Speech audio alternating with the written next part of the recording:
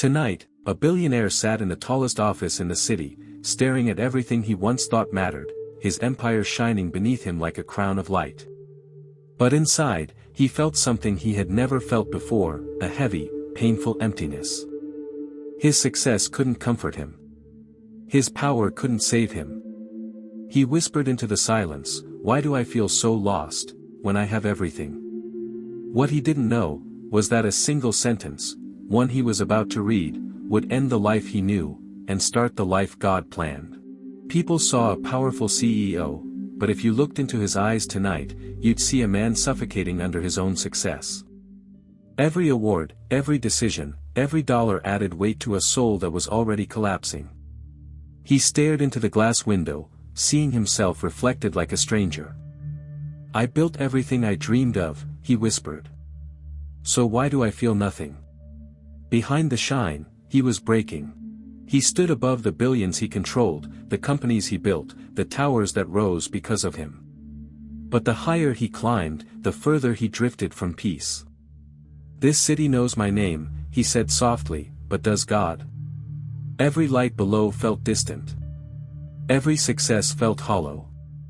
For the first time, he felt incredibly small. In a conference room built for 30 leaders, he sat alone at the head, his throne of power. The chairs were empty. The room was silent. His life was full of people, yet he had no one. In that silence, he realized something terrifying. He had built an empire, but not a single meaningful connection. He walked through his mansion, rooms bigger than most people's houses, gold, marble, art everywhere. But there were no family pictures. No laughter. No love. Just wealth, and loneliness echoing back at him. He touched the cold railing and whispered, "This isn't a home.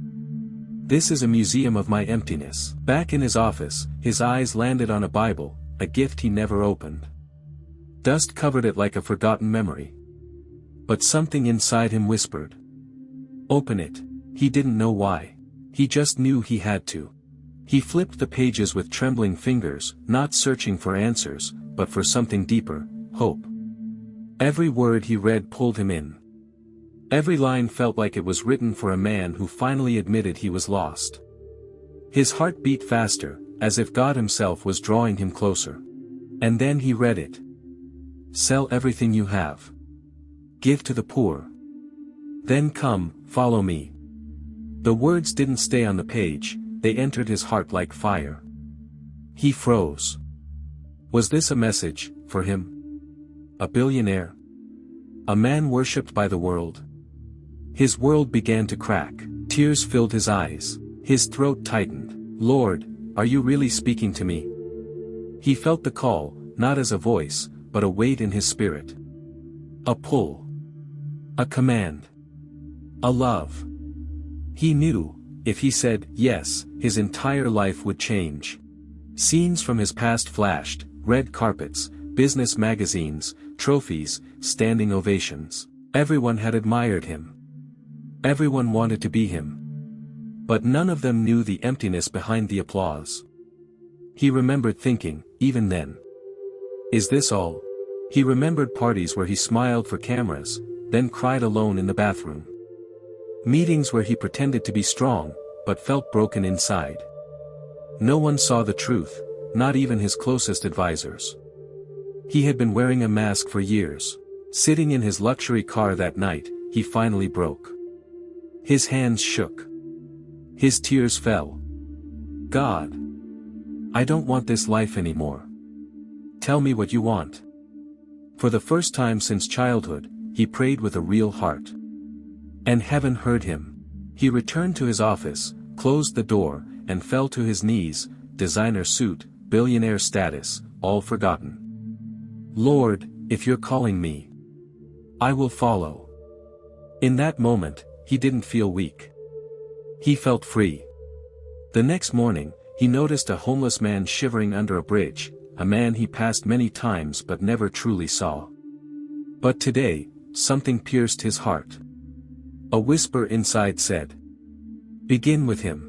He kneeled beside the man, took off his expensive coat, and wrapped it around him.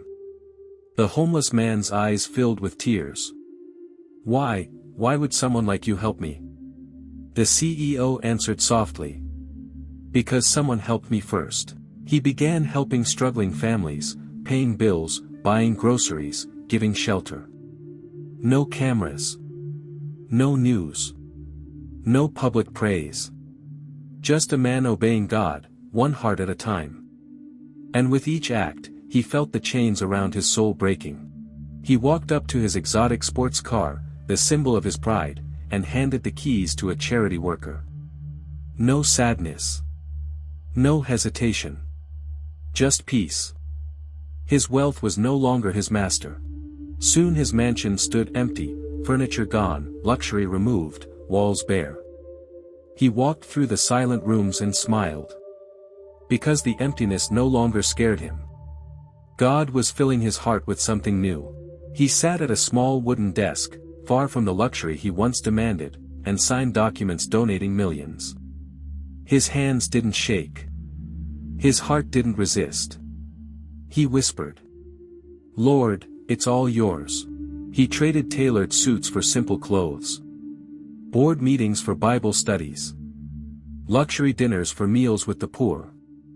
People no longer recognized him. But he finally recognized himself. He returned to the same homeless man with food, water, and warmth. The man looked at him and asked, "Why do you keep coming back?" He smiled. Because God didn't stop coming back for me. He sat on a park bench reading the same Bible that once gathered dust. Now the pages were wrinkled, marked, underlined. "Lord," he whispered, "when I gave you my wealth, you gave me peace." As the sun rose, he walked toward a small church, no reporters, no audience, no honor. Just a man answering the call Jesus gave him. With every step, he felt lighter. Inside the church, warm rays of sunlight fell onto his face. He closed his eyes and whispered, "I follow you, Lord." And in that moment, the richest man in the city discovered the only treasure that lasts forever. A savior, a purpose, and a brand new life.